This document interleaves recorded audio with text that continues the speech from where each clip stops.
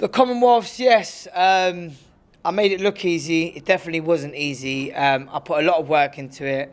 I've had Camberley Judo Club behind me. I've had sponsors behind me.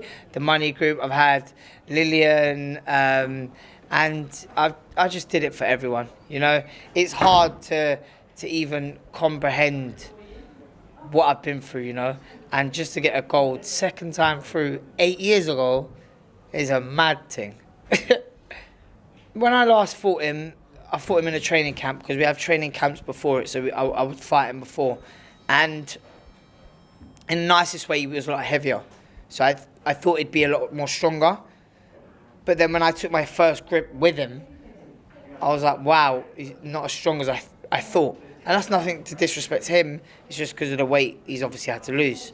So when I took my grip, I was like, I'm going to throw you. I can feel, I know when I'm going to throw someone. And I've just felt it. And as soon as I got under him, I threw him first. And then I knew he'd have to come onto me. And when you come onto me, I'm more dangerous. And then I forced him to do a mistake. He done a mistake, and I threw him. The fight was under a minute. And I was like, well, there you go. My point proven.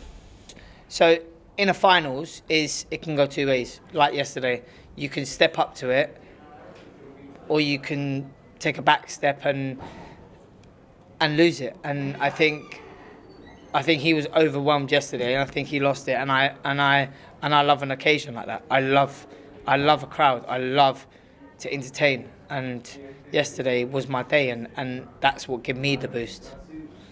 I don't know, I keep my weight low. And 8 years ago, I don't think I was any much heavier than I am now, you know. I'm the day after me getting gold, and I'm only 62 kilos, you know. It's mad. I'm just a light 60-kilogram man, and I've had the right team. I've had the right support around me, you know. And I think for me, it's having that team, you know. I'm not with the national centre. I'm with Camberley Judo Club. It's a club. It's a family. No matter if you win or lose, they're always going to be there for you. The national centre are based on results, based on funding, and I'm just not about that, you know. I think that's what I want. I want a family to have my back. If I'm there, life problems, through losing, through winning, and I think that's how I've got here. Well, yeah, it brings a lot of challenges. They don't fund you. They look at you as an outsider. You know, I went to the Olympics in Tokyo, and I got treated with ultimate disrespect.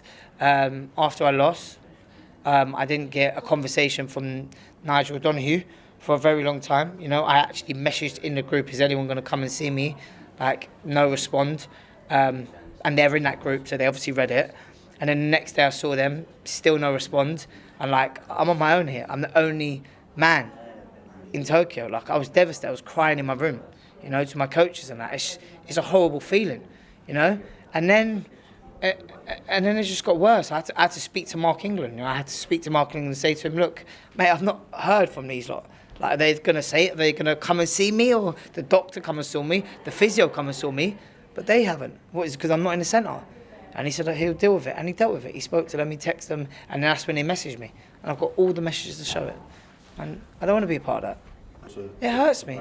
It hurts me. It hurts me being part of a British team that doesn't want me, you know?